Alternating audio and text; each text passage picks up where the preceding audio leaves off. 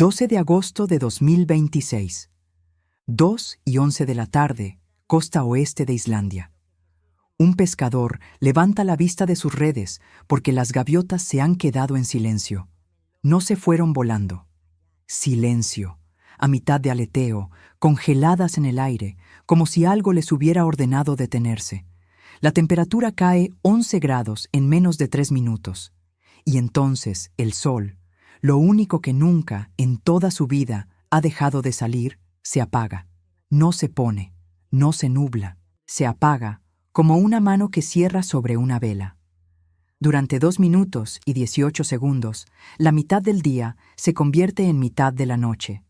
Todos los perros de esa costa empiezan a aullar, todos a la vez, en la misma dirección. Él no sabe que a 2.200 kilómetros al sur, en Ankara, 32 naciones acaban de firmar un pacto de guerra bajo un cielo que todavía no se ha oscurecido. No sabe que los dos hechos están conectados. Tú estás a punto de saberlo. Vayamos primero a los hechos. No a la interpretación, a los hechos.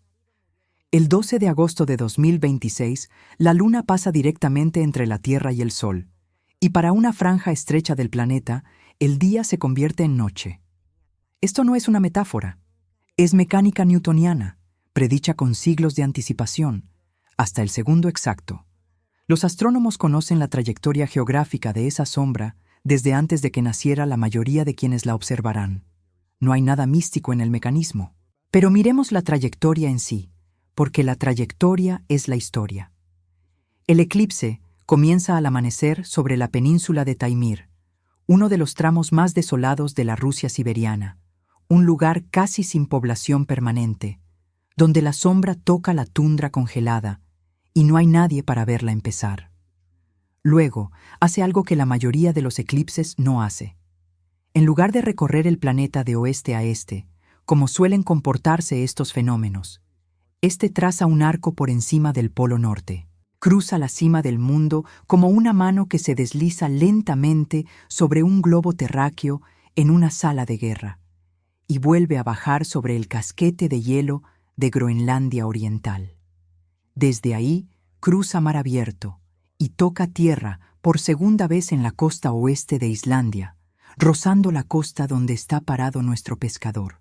Luego cruza el Atlántico Norte una vez más y hace su última entrada en el norte de España, cortando toda la península por la mitad, desde el Golfo de Vizcaya hasta el Mediterráneo, antes de rozar una franja de Portugal y terminar en el mar. Duración total de la oscuridad máxima, 2 minutos y 18 segundos. Eso es lo máximo. En la mayoría de los puntos de la trayectoria, menos. Piensa en lo que esa trayectoria realmente conecta. Empieza en una península tan remota que ni Rusia se molesta en poner a nadie ahí. Termina en las calles de Zaragoza y Valencia. Ciudades con metro, bolsa de valores, catedrales de 800 años, millones de personas que saldrán en su hora de almuerzo a ver al cielo hacer algo que jamás lo han visto hacer. Entre esos dos puntos casi no hay nada. Hielo, océano, un puñado de pueblos pesqueros y de golpe, la Europa moderna. Las navieras de cruceros llevan 2 años vendiendo boletos para este eclipse. Grupos de turismo astronómico reservaron hoteles en Reykjavik y en el norte de España antes de que algunos de ustedes supieran que el año 2026 existía. Hay cazadores de eclipses en todos los continentes que armaron su calendario entero alrededor de estar en el campo exacto, a las afueras de Burgos, exactamente a las 2:11 de la tarde. Este es, por donde se lo mire, uno de los eventos celestes más anticipados y publicitados de la década.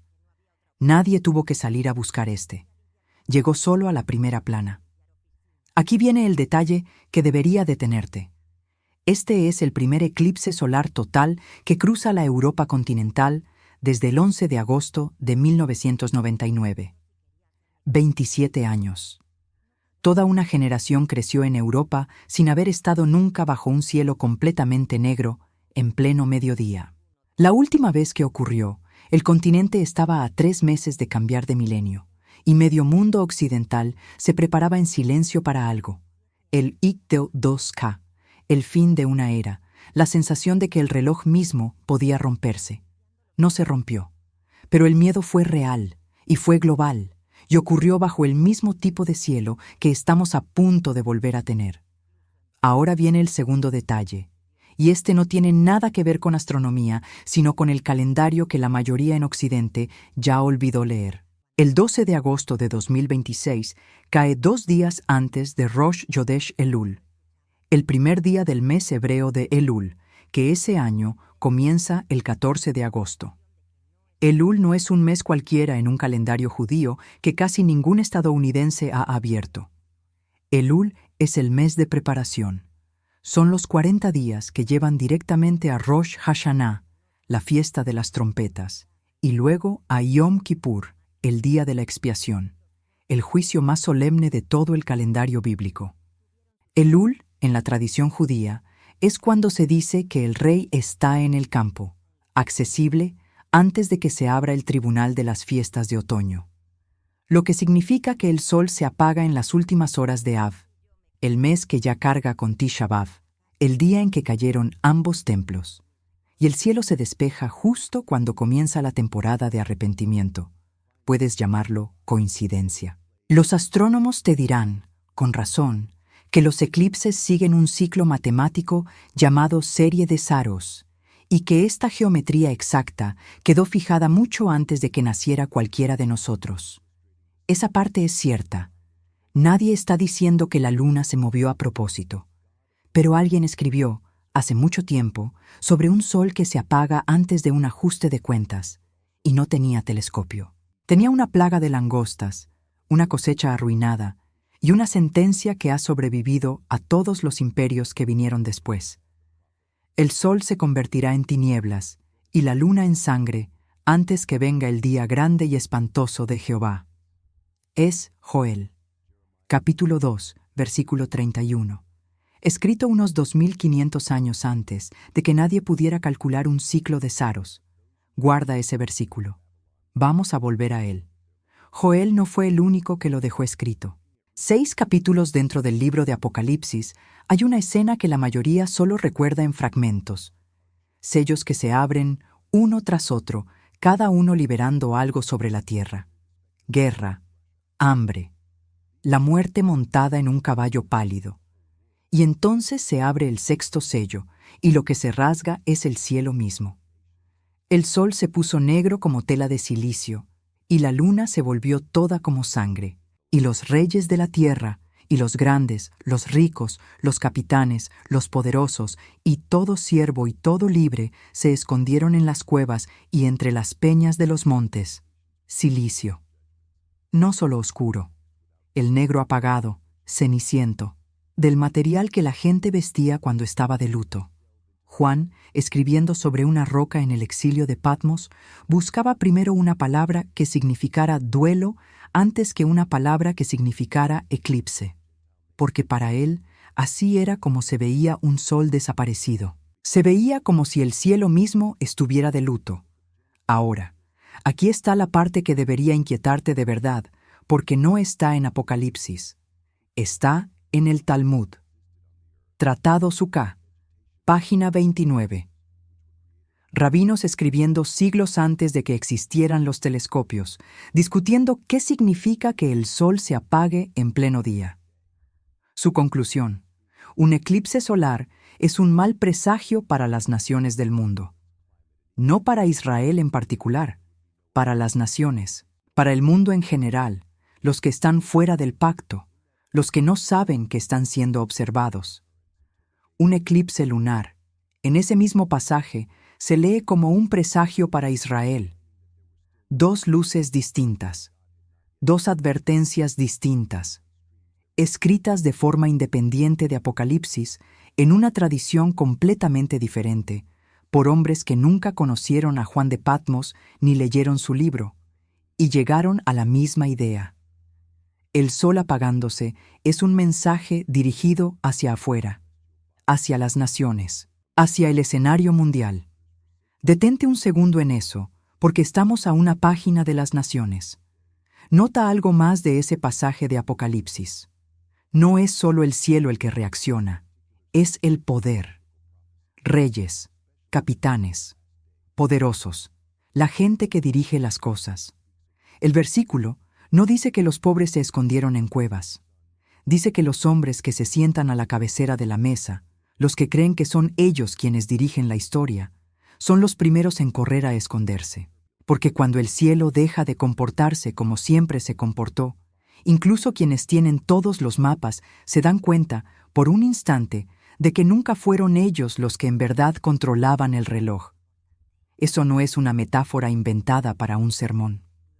Observa cómo se comportan los poderosos de este mundo en el instante en que algo que no pueden agendar, ni negociar, ni bombardear hasta someter, aparece sobre sus cabezas.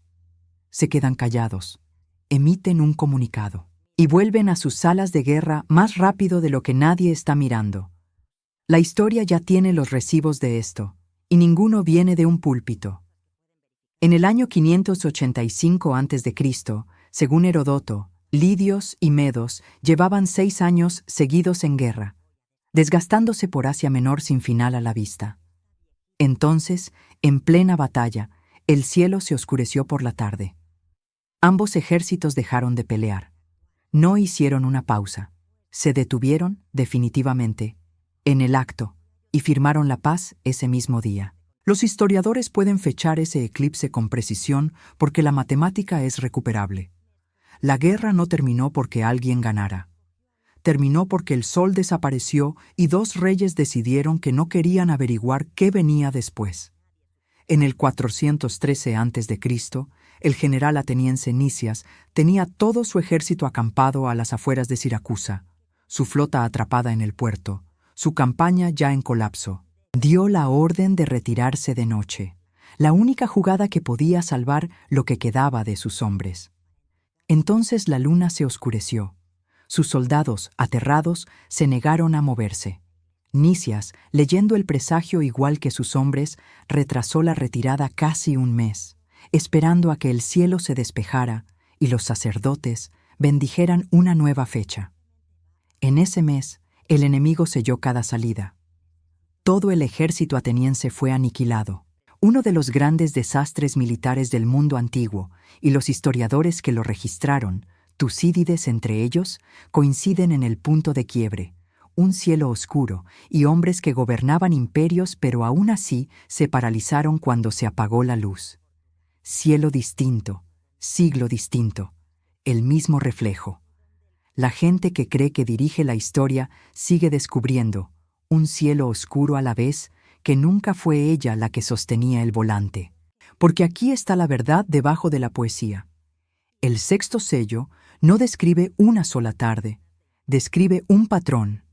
El cielo se oscurece, los reyes tiemblan un momento, los reyes vuelven a su mesa, y su mesa, este agosto en particular, está muy, muy ocupada. Mientras la sombra todavía terminaba de cruzar el norte de España, delegaciones de 32 naciones guardaban sus carpetas en Ankara, tras cerrar el mayor compromiso de rearme que la alianza ha hecho en décadas. Decenas de miles de millones comprometidos para el año, posturas de tropas reorganizadas, todo un continente reposicionándose en silencio para una guerra que se niega a terminar según lo previsto. A 3.000 kilómetros al este de esa sala, los petroleros seguían desviándose alrededor de un estrecho que amenaza con cerrarse y nunca termina de hacerlo del todo. Esto no es una hipótesis para un capítulo futuro. Fue la misma semana, el mismo cielo.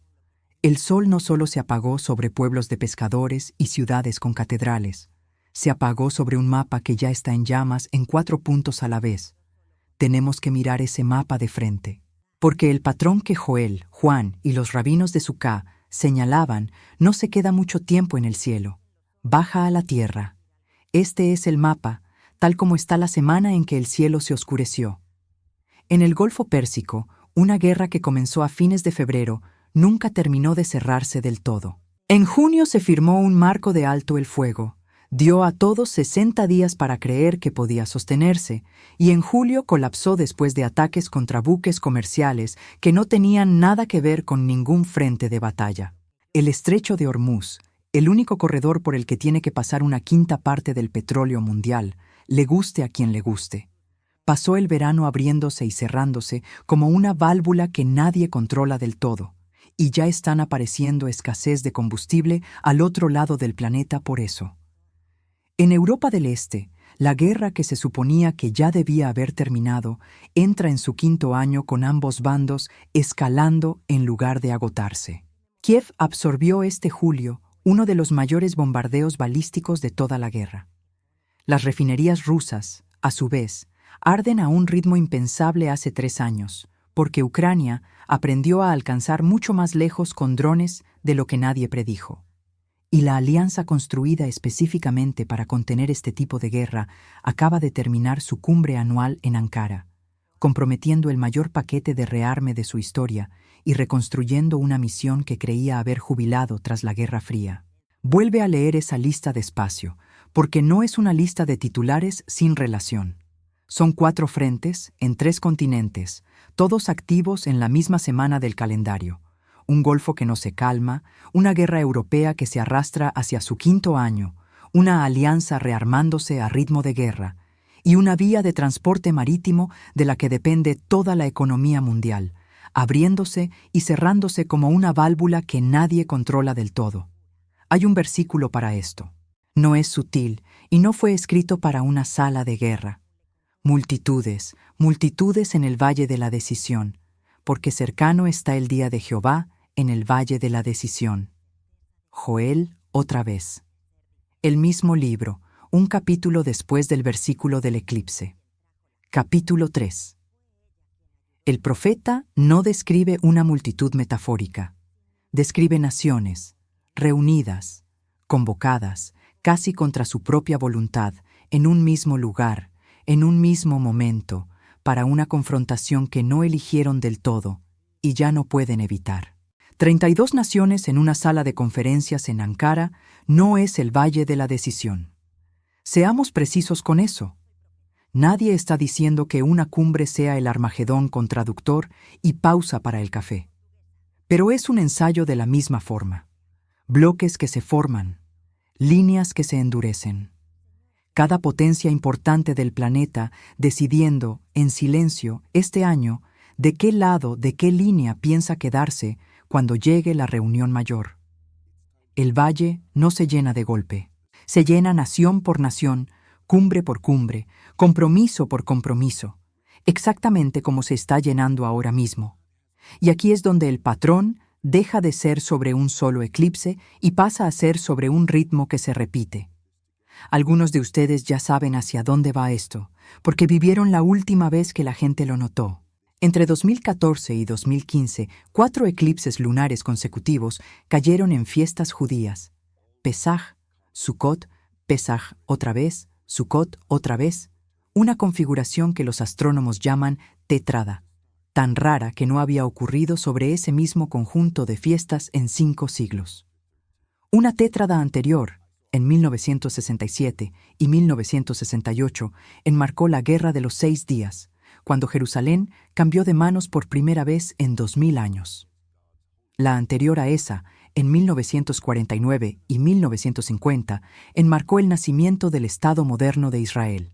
Nadie afirma que la luna causó esas guerras.